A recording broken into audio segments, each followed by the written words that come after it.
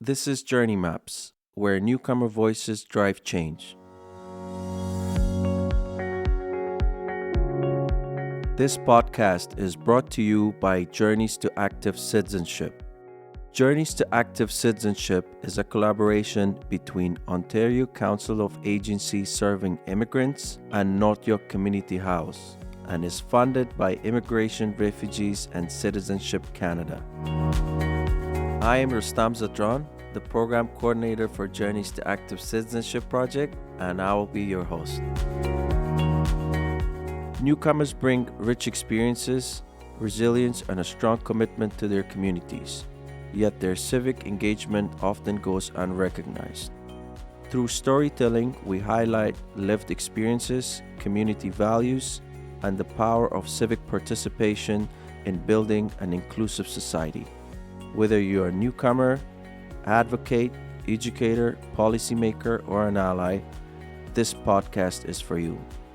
Join us as we share inspiring journeys and shape a more equitable future, one story at a time. In this episode, we meet Hanen Nanaa, a war survivor, refugee, and one of Canada's youngest social entrepreneurs. After arriving in Toronto in 2016, she founded BAM Collective, empowering youth and equity-deserving communities through art, policy, and innovation. From shaping national policy to advocating for immigrants and refugees and women in leadership, Hanen's impact is undeniable. Recognized with multiple awards, including Top 25 Canadian Immigrant Award, she's redefining civic engagement in Canada. Thank you very much for joining us today, Hanen. I really appreciate it. Thank you. Looking forward to chatting with you. How did your initial expectation of life in Canada compare to reality you faced? Well, I think coming to Canada as a refugee with my family, or big family, I should say, with no friends, relatives, or family, or anyone here to rely on for guidance was very challenging, but also I didn't have a lot of expectations. I just knew that I'm coming, to a country that I don't know much about and I don't know what to expect. So it was very like not knowing what's going to happen. However, when I came here, one of the things that I've kind of heard about, but I also expected is to have, welcoming communities, supportive Canadians who would welcome and, invest in me and in my journey. And that was absolutely as I expected. I was very, privileged to not only feel welcomed and a sense of belonging, but also have very good supportive network in my community. The one thing I kind of expected, because, as a refugee, you do expect it, it's going through systemic challenges, especially in accessing the education system or the employment system. So that was not a surprise to me, but it was like very interesting because I thought it would be easier comparing to my life as a refugee in Turkey, but it was kind of similar at the beginning, especially in the first 2 years, navigating the challenges. That's really insightful perspective, and I can imagine how those expectations shaped your earlier days here. Yeah. Uh, Speaking of those earlier days, that brings us to some specific challenges newcomers often face. Mm. What were the biggest challenges you encountered when starting from scratch in a new country? I think for me, and I know a lot of refugees could share the same experience, was the language. So I did have a language barrier. So it took some time to learn the language, figure out the resources. When you don't speak English, for example, or French here in Canada, it will be harder for you to understand, what's happening, but also to figure out the sources and the resources through online search or even through talking to people. So because of language barrier, I wasn't informed of the resources and the services available to me and to my family and to my community as well.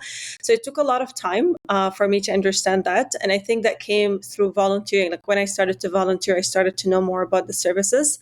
And because of the language barrier, I felt there was a lot of discrimination, and it was because you're a refugee, you don't speak English, then you're not skilled, you don't have the talents, you don't have the resources that we would need from you in order for us to not hire you, but also to even accept you to volunteer in our organization or in our charity. So it was also like there was a lot of pushback on we cannot work with you unless you meet certain standards. So it took a lot of time for me to just figure out, not just to improve my English, but also figure out how I could access those communities and how I could invest my time in those places. So there was a lot of pushback, and of course, not the education system was not too accessible, and I still is not for many refugees and newcomers. So I did have to deal with that for a few years. That's it seems to be it seems to be a story that most immigrants face. Mm, I had conversation with a couple of newcomers, and yeah. one of the newcomers I had interviewed for our project, Journeys to Active Citizenship, and he was mentioning that he wanted to volunteer, Mm, but a lot of the places were telling them that he does not qualify to volunteer, and he said that that actually sort of discouraged them uh, mm, from, to look into volunteering opportunities. mm-hmm, Um, I mean, it's amazing how resilient newcomers have to be in those situations, mm, and your story really highlights that. mm-hmm, Um, Now, moving on from the serious to something a little bit more lighthearted, mm. do you have any amusing or memorable stories from your earlier days in Canada? Yes, of course. There were a lot of interesting, things about Canada in my first years. The first thing, and I was actually sharing it with some folks yesterday as well. I was told before coming to Canada that Canada is a very cold, like extremely cold country. And yes, well, in the winter it's very cold. But I was also told that in Canada there is no sun. And I was saying, like, after experiencing, the sun in Toronto, I'm like, I'm started to question, like, come on, like, we do have summer and it's a beautiful summer. So I did have that, assumption when I came, and I was completely shocked about the weather. But also I was very, and or I guess that was something different. I noticed like Canadians saying sorry, for example, and Hmm. it's so interesting. After a few years, now it's been like 8 years for me here in Canada, I started to use it a lot Hmm. without even I notice it, and it's like it just become a Canadian thing, and it's very interesting. And I say sorry a lot and a lot. Yeah, Yeah, that's that's very common to be honest. Now, like it has happened to me because when I came, that was also very yeah, surprising thing to me because people say sorry to everything. But now I'm so I'm so part of the culture that sometimes something happens before that I say sorry. I say sorry, so it's exactly. like And it's like a thank you sometimes. I'm like, okay, yeah, yeah, it's very interesting how we use it, yeah, yeah, and I it's know, not yeah, always sorry. It means yeah. thanks. Yeah, Yeah, I have friends that visit me from the States, and they always say it's like, "Oh, people Canadians are so nice. Why do you so guys? polite. What? Yeah, they're so nice and polite. Why you guys say sorry and It's thank just you?" I'm like, "Oh, it's part of the culture." the culture, exactly. Like, Yeah, yeah, I guess those moments are often what make the journey memorable. yes, It's exactly. yeah, I know, and it's great to hear how humor played a role during your transition. Yeah, Uh, scared me of the summer in Canada. yeah. Yeah. Adjusting to a new country often sets the stage for engaging with broader community. So let's talk about how you got involved in civic engagement. How did you first become involved in civic engagement, and what motivated you to create uh, BAM Collective? I started getting involved in civic engagement when I went through the challenges that we just talked about. I think my lived experience was the biggest motivation for me and the kind of commitment for me to do my part in not only informing and educating myself about this new country and my community and my role in civic engagement, but also doing more in influencing and supporting others to take an active role. So I think because of the challenges, I was always, willing to be part of the civic engagement. And my experience started when I volunteered for a couple of, community organizations. And again, like I did notice, similar to, your friend or the guest who was saying, like there were always expectations. And I did notice the delivery of services was not equitable. Even Hmm. like the conversations, like engaging people in meaningful policy or conversations was not equitable. So for me, that was the moment where I was like, actually, if there is nothing that I could fit in, or I'm welcome to, why I don't create my own thing. And that's where I came with another Syrian refugee and other collective members, and I started BAM Collective, which stands for Books, Art, Music. And since then, the collective have created meaningful change in many ways. But I could completely say that, like BAM is not just a collective, it's more like a community hub where people come together to share stories, to talk about important conversations like mental health, gun violence, safer communities, and talk about truth and reconciliation and refugee support. Employment and other services, and not only talk about that, but also invest in each other and support each other through creativity and innovation. So it's been a motivation to create this hub. So not only myself to benefit from it, but also to have other communities come together and work together. And I'll wrap it and say that I noticed as a refugee that I wasn't the only community going through these challenges and hardships in Canada. Through, my, like at that time when I was trying to find out what was the challenge, I met incredible Indigenous leaders and, people from diverse backgrounds. And then I was like, you know what, there is many challenges. Maybe this group of equity seeking communities could come together and could create something. And that's why the vision of BAM was shaped on bringing these people together to create change. Oh, that's great. I mean, that's such a powerful story of getting involved. It seems like you turned your personal experience into something that benefits the whole community.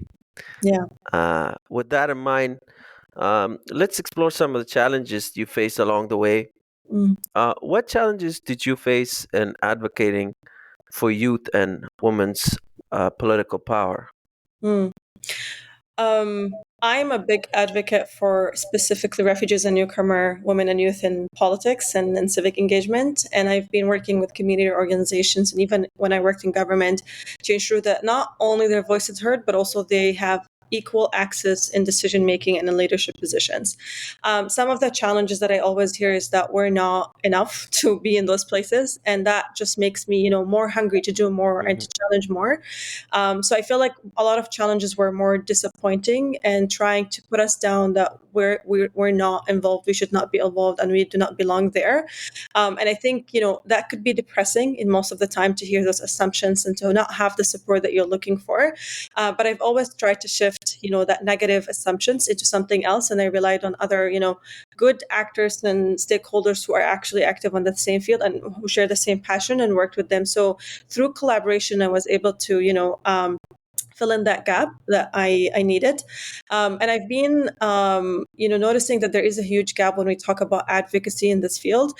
Most of the time, we have people representing other people and talking on their behalf, and that's completely not a great choice for me because I believe when we are trying to engage youth and women in politics, for example, or in decision making, we cannot shape, policies or these positions without consulting with them.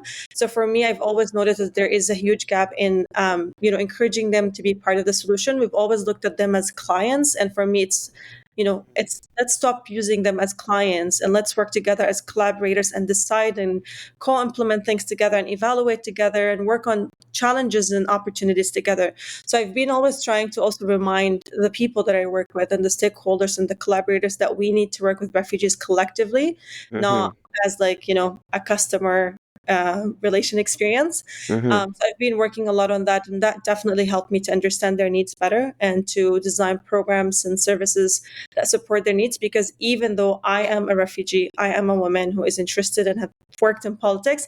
I don't represent everybody, and we all have to come together and talk about our diverse intersectional experiences. Mm, Very, those are amazing points that you mentioned. Uh, the interesting point is that we look at them as clients. I think, you know, I think most places, I just Mm, don't want to generalize, but a lot of places they look at them as clients. But yeah. you're right that we should involve them in the conversations and in the program designs to better understand their needs Mm, and the barriers they're facing, and design programs or policies accordingly. So I think that's an amazing approach, and I hope that most people feel that way and design programs or mm, policies by including them mm, not looking them as clients. Yeah. Yeah. And also to add to that, I think I agree with you. And I also think it's like we need to understand that refugees are not the hard to reach. It's most Hmm. of the time our pathway, like the way that we're trying to engage them, is not accessible, is not supportive, is not inclusive. So I think we have to always evaluate how we're trying to approach them. It's not always on them. It's not that, like, like for me, it's refugees have always wanted to be part of something, always wanted to give back, and always wanted to be part of something. So I think there is a huge gap, and we have to understand our side and our gaps as well before we blame it on them. And at the Hmm. end, I think when we work with them as collaborators rather than again clients, I think it's not only benefiting refugees and we're ensuring inclusive participation of everyone, it's also benefiting us. It's like more feasible, more, I think it's shaped better, because when you shape the needs based on, or the policy or the programs based on their needs, then you're actually meeting your goals as an organization or as Yeah. even as a government. So it's both working both ways. There is advantages for both. Yeah, no, I agree. I agree. Absolutely. I agree with you 100% because, the reason that we are working is because we're working for them, So Mhm. I feel like if you're designing a program, and usually at the end of the program you want to see the impact, Mhm. and that's very important to everyone, even like, the project that I'm working Mhm. uh now, impact is very important. Mhm. So I always wish that, like, at the end of the program, we have an impactful program and program module. Mhm. And in order to achieve that, you need to involve, you know, the Mhm. clients that you're catering the program to, and you need to involve them in program designs, get their feedbacks, perspective. Mhm. So yeah, I definitely I 100% agree with you that's very important. Not only important for the policymakers and people that are funding the programs and designing it, because it also gives them like a better result for them as well. Because sometimes we always argue, like, for example, you work in the sector and I work in the sector as well. Usually, like, we always there's always conversations about, like, okay, what's the end goal of this program? Like, are we actually, or is this program impactful or not? Yeah. And sometimes, a couple people sit in a room and sort of like design a program without involving the broader audience or getting their perspective. You end up designing programs that or policies that are not that very impactful. Yeah. So yeah, I totally agree with you. So on a related note, let's talk about the different roles you held, specifically the intersection between social entrepreneurship and government. Mm. How did you see social entrepreneurship and government advisory roles influencing community engagement?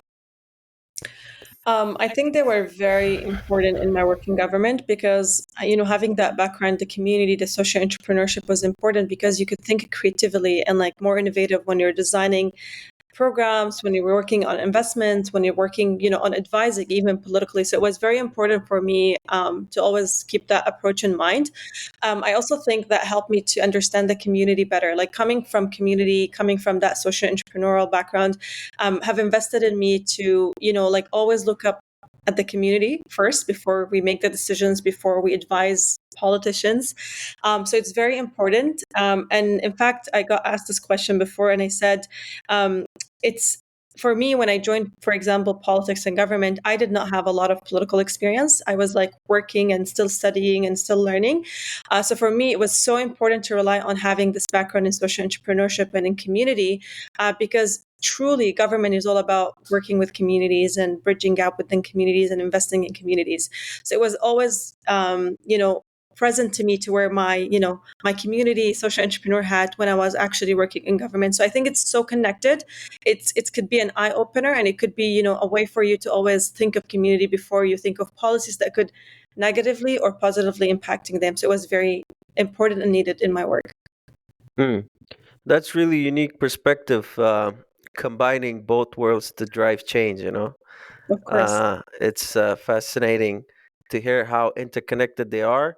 Hmm. Um, now one area where you have made huge impact is bridging communities, Mm-hmm. specifically between refugees and indigenous peoples. And I know earlier you mentioned something about it, but I would like to have more conversation about that. Mm-hmm. Um, can you share a moment or a project that deeply impacted you in bridging gaps between refugees and indigenous peoples? Absolutely. And I think this came when, as part of the collective, I was, getting involved and partnering with communities. And I remember I was attending a conference in Ottawa. And then I met Jenna, who is now our deputy director at BAM Collective. She's an Indigenous woman. And we both started to talk about, newcomers and refugees. She was also very involved in supporting recent newcomers to Canada. We shared a lot of interesting thoughts. And one of them was actually like refugees and newcomers are told that their Indigenous people are not accepting of newcomers and Indigenous people are not that. And there's so many assumptions that we're told at the beginning. And the sad reality is that refugees and newcomers don't have a big focus on, the true history education on Canada and on Indigenous people, their culture and traditions as part of the integration process. So some refugees do get lucky to, or actually they get their time and they invest their time to learn about Indigenous history and Indigenous people. Others don't. So I feel like there is a huge gap about both communities and about the relation between both communities. And at that time, when I had this conversation with Jenna, we noticed that it's actually, there is a lot of common and similarities in our experiences. And I think there is a lot of assumptions. We've been told that we cannot work together, we cannot sit together, we cannot have conversation together. Let's challenge that wrong assumption, create something, bridge gaps, bring people together. And from then, her and I, we got smaller funding individually. We decided to combine our funding and host a mental health conference in partnership with another organization targeted specifically for refugees, newcomers, and Indigenous people. And it was just a mind blowing how we were able to bring people together to talk about the challenges, the opportunities, but also, take actions together to work toward truth and reconciliation. And since then, we've been doing conversations, we're hosting events and doing exhibitions and, meaningful conversations on what is my role as a recent newcomer in this theme, but also how we can work together toward truth and reconciliation. And I'll say something, I always say it. We had so many conversations through the Bridging the Gap theme at BAM Collective with Indigenous, youth, but also Indigenous community members and allies and even elders as well.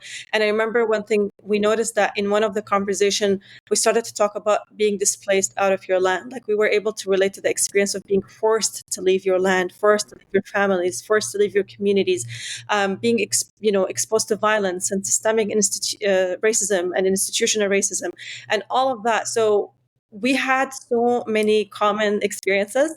So instead of, creating gaps, we decided to actually bridge them and bring people together.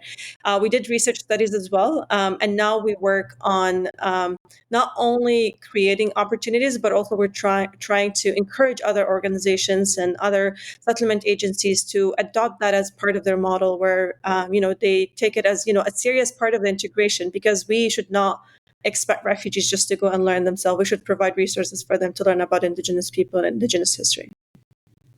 Wow. What an incredible story.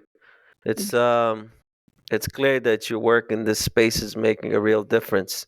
And on the side, though, there's, as you were explaining, that a lot of newcomers and refugees, we don't, when we come here, unfortunately, we don't know much about the indigenous Mm, history. And a clear example of that is myself.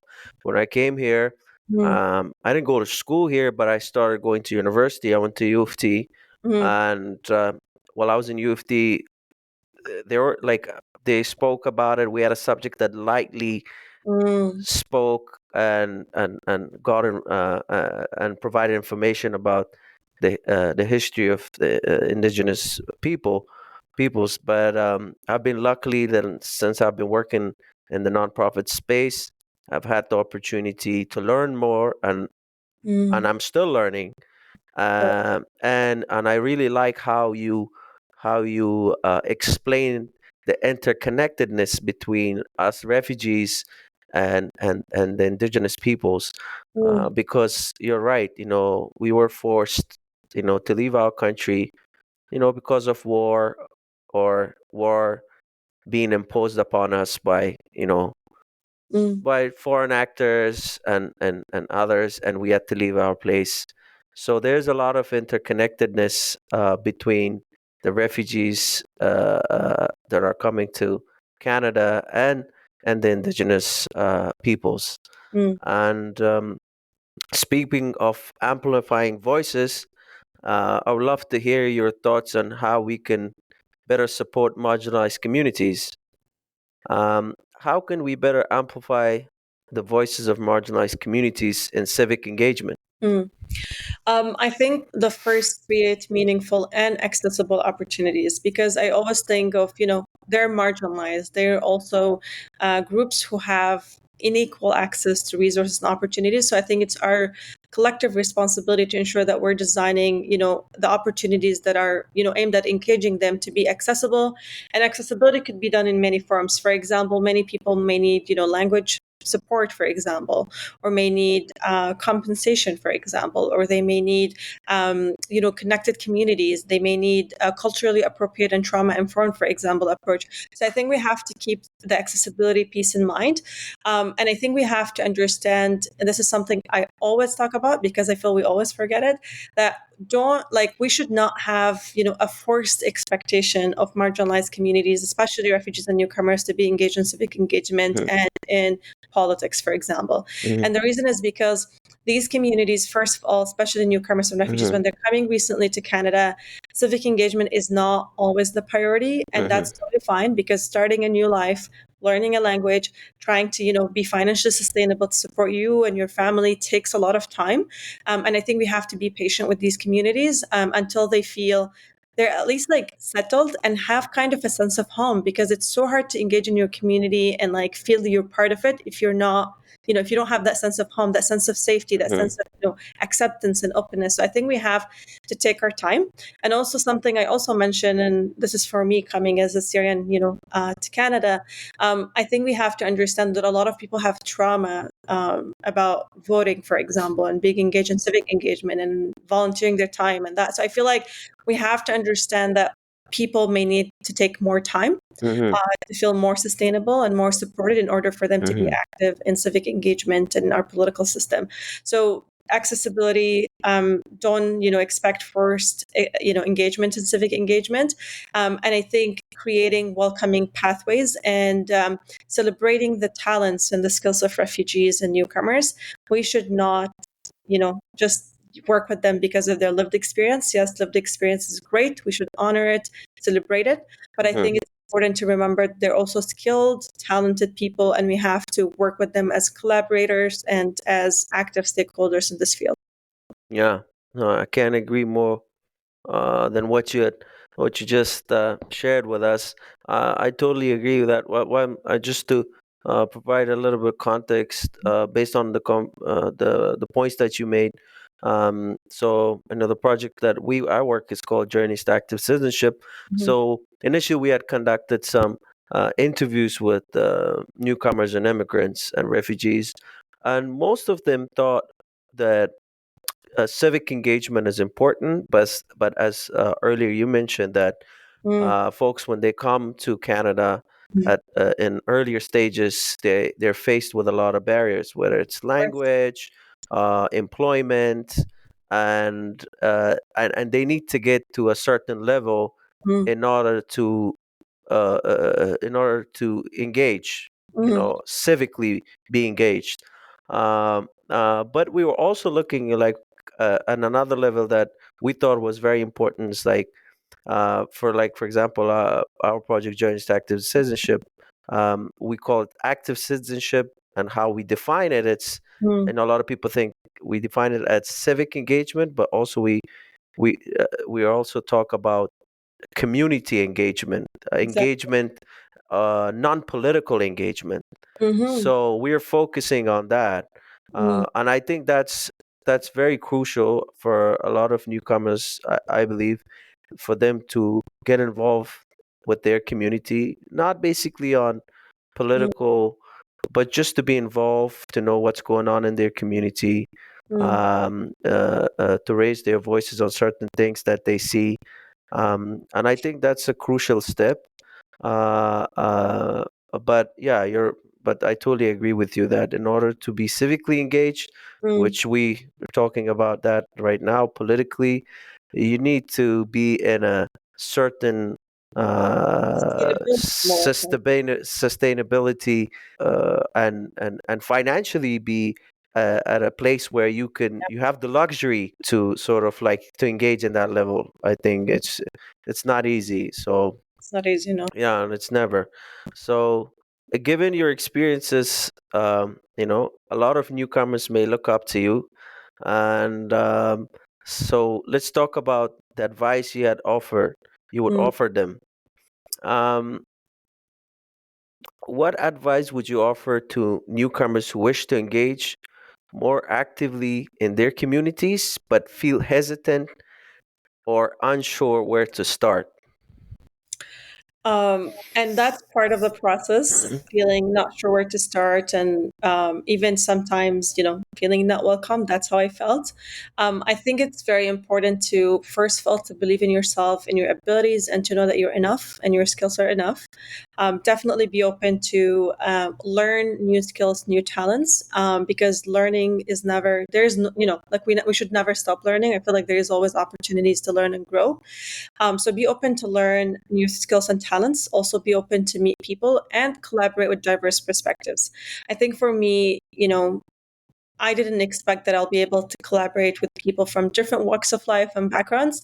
But I could assure you and say that this has been the most rewarding experience because I didn't only just learn so much, but I also built allies who support me and support my career and my work in this work. Because civic engagement, it may seem easy, but it's not. Working in this field requires a lot of allyship and a lot of people to come and support your work. So, build those connections. And I would say, share your voice. mhm, Sometimes it's not, acceptable for some people. It could be viewed as challenging, but if you believe in it and if you think you're doing the right, work in advocating for specific communities, for specific issues, keep sharing your voice. And especially young women, I know we have harder times when we share our voice, but I always encourage women to always remember to believe in themselves, work with others, and share their voice. So very important. And I'll say, like, I think you mentioned it earlier, and you were talking about civic engagement is not just political engagement, it could be community engagement. So I think for people, the word civic engagement is kind of huge as well. mhm, So I think I agree. Like, if you're not ready to engage politically and work, with elections or elected officials and volunteer with them, that's totally fine. You don't have to do that, especially if you're not interested. There are many ways to engage civically, and that could come through collaborating and volunteering, or even starting your own initiative in the community, highlighting issues and working and connecting with others. I think we just need to remember that it's not always political. If you're not interested in politics, there's other ways to be engaged in civic engagement. mhm. Yeah, that's such a practical advice, especially for those who may feel uncertain. Mm. It's great to hear such encouraging words from someone who has been through it. Um, and I totally agree with you with volunteer work. Um, as you earlier mentioned about volunteer work as a step for folks to get involved with their community. And from my conversations with a lot of people that work in the sector or newcomers and immigrants that have arrived, Mm. especially when it comes to employment, because they usually are very stressed about Yeah. employment, and volunteer work uh, could be a great a great sort Opportunity of opportunity built. or source to Mm. open doors for actual employment. And I've heard that story from a lot of people, from newcomers who have volunteered at different places based on their interest and were able to secure a full-time employment. Mm. So yeah, I definitely agree. And Uh, I'll also mhm, say, like, I'll just add and say yes, because like, even if you have so many skills, there's always expectation to improve and bring mhm, more skills.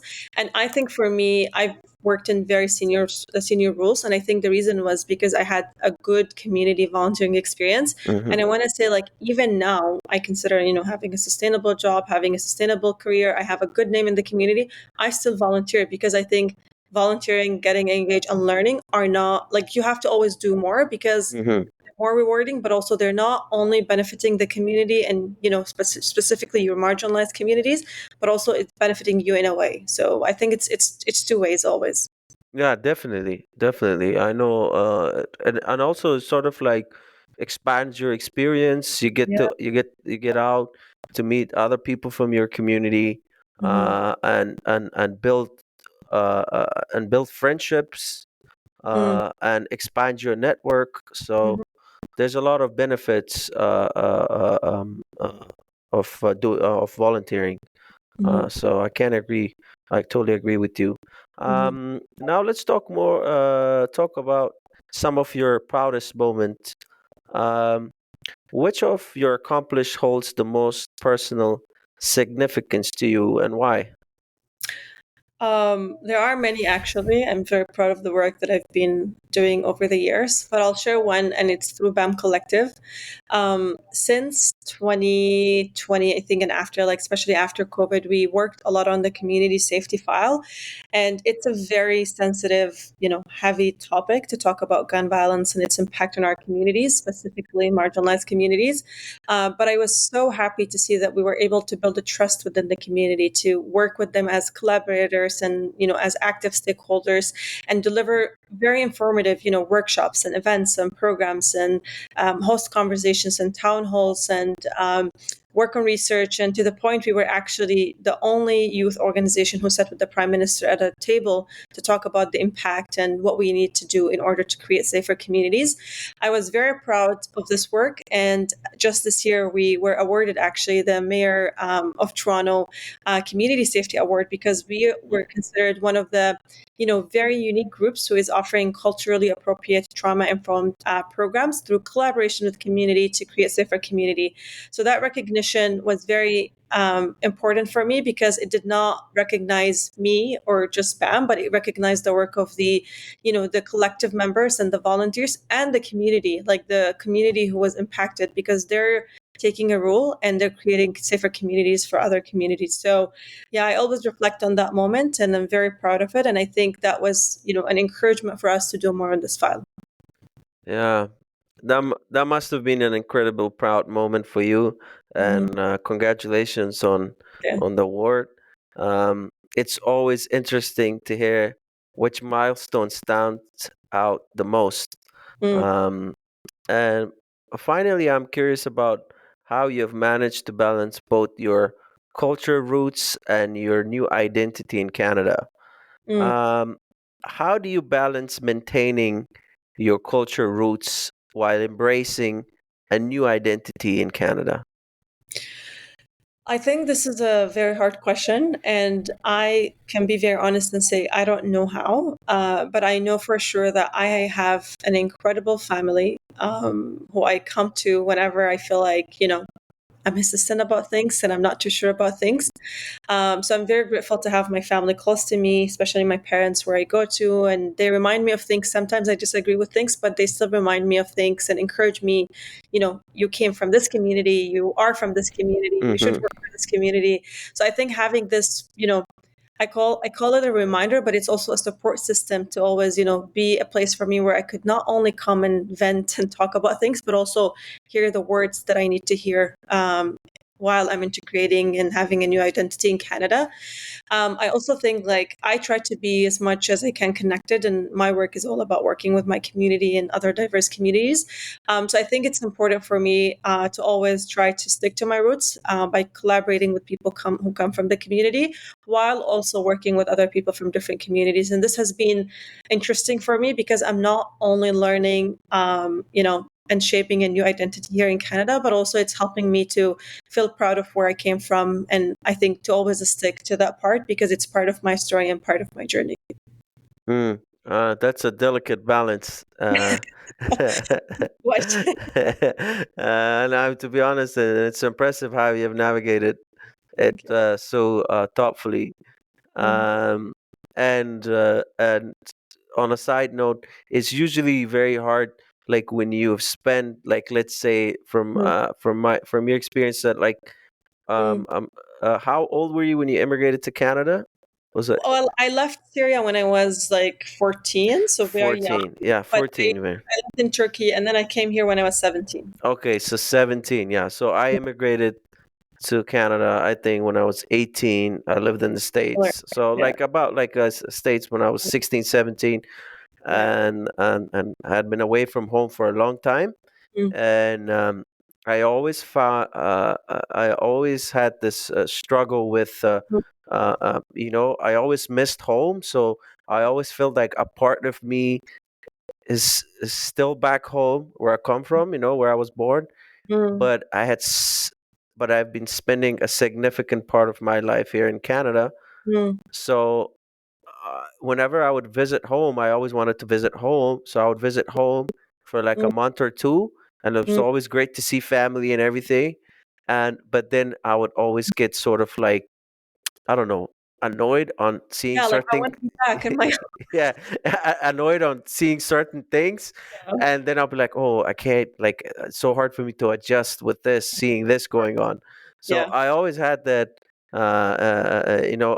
That was always challenging to me. I'm not quite sure if it's, yeah, Mm, if you faced, if you experienced a similar situation.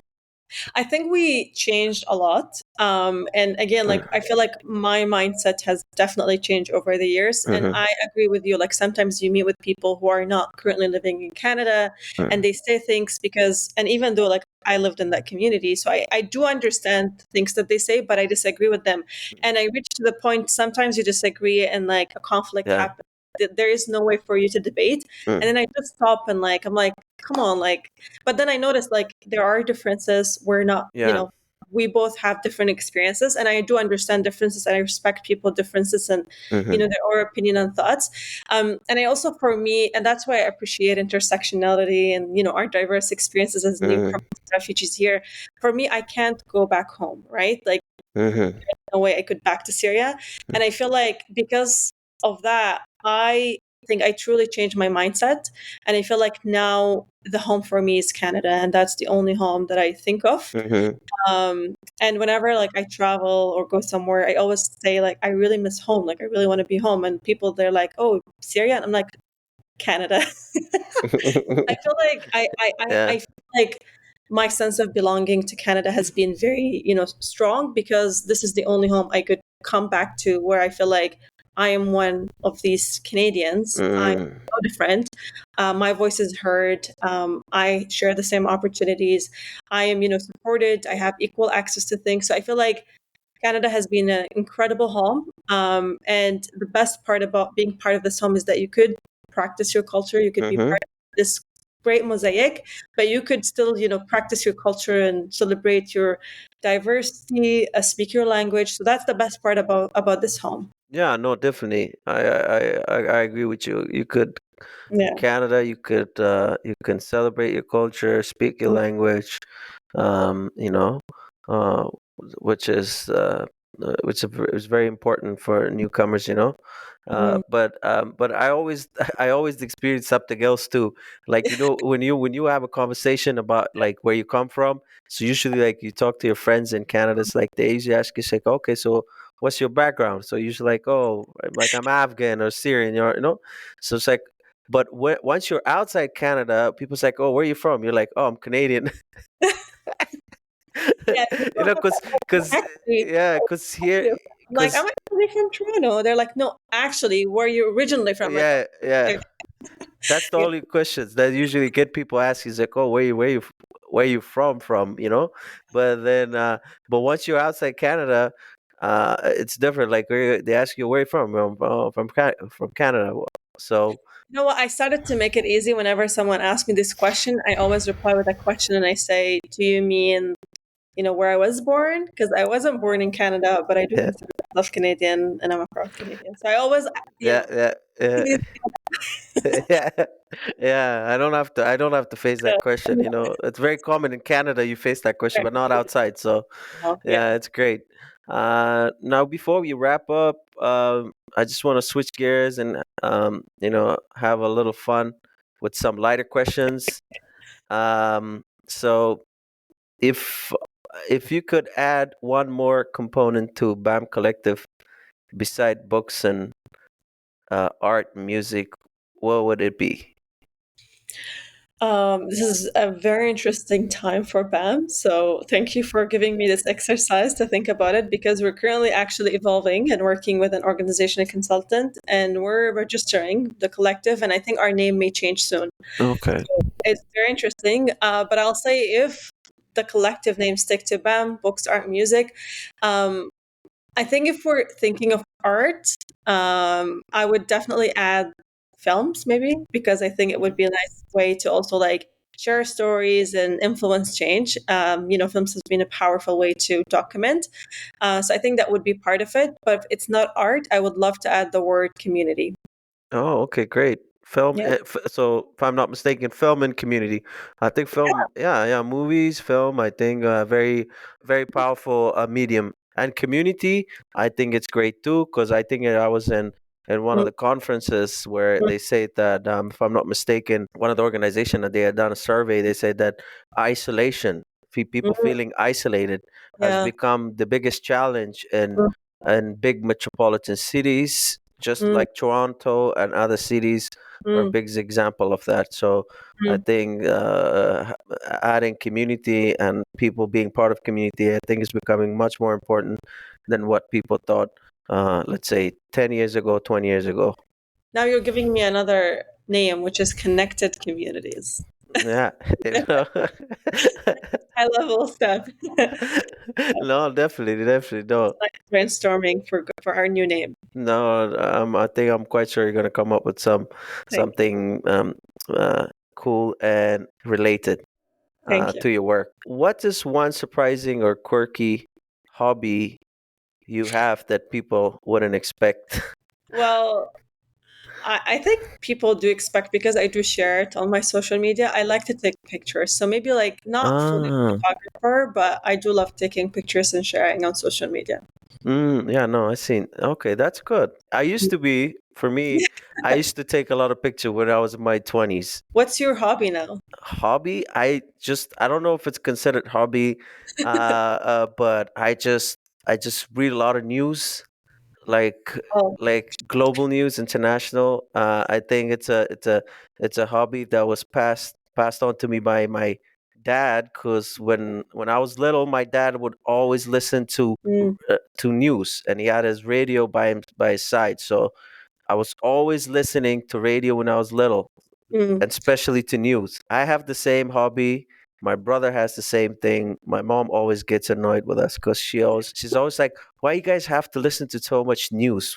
Yeah. You It's know? like, you know what? It's very interesting. I think it's such an immigrant house thing because I share the same thing. My dad, like until now, and like I find it very interesting because even though he still has a language barrier, he still listens to like Canadian news, for example. So Yeah. he's very informed, always, about politics. And I think that's one of the main reasons why I think I got interested in politics because I definitely remember the TV always on news and listening to news. Yeah, yeah. When I was little, my dad would challenge me to translate CNN news, and I was too little at that time. My English was not that great, and he was just like, "Oh, cause what did what did she say?" Or I'm like, "Dad, I don't know." It's Oh like, so it's like, what's the point of you studying English? I was like, my God.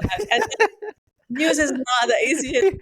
and I was I'm like, "Dad, I'm not there yet." So That's no, he was just playing well, with he's us, gonna being be so funny. proud of you now that you're kind Yeah, of yeah, no, back. yes. Yes, Yeah. definitely.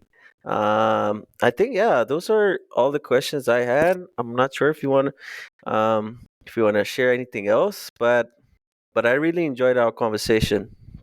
Thank you Yeah. so much. I don't have anything else to share. I think we covered a lot. But thank you. It's very interesting conversation, and I love that this is something built on. I think last year we did another conversation on civic Yeah, that engagement was yeah, we had a webinar. Now we're doing yeah. podcast. Happy Yeah. that we're both trying to amplify this important work of your project as well. Yeah, no, definitely, definitely. It's always wonderful to have you, Thank because you have had so much wonderful experience and you. great insight about civic engagement and community involvement. So thank Thank you you. very much for sharing your time with us. Journey Maps is brought to you by Journeys to Active Citizenship, a unique collaborative project that co-designs curriculum and tools for civic engagement programs for and with immigrants and refugees. Learn more at journeystoactivecitizenship.ca.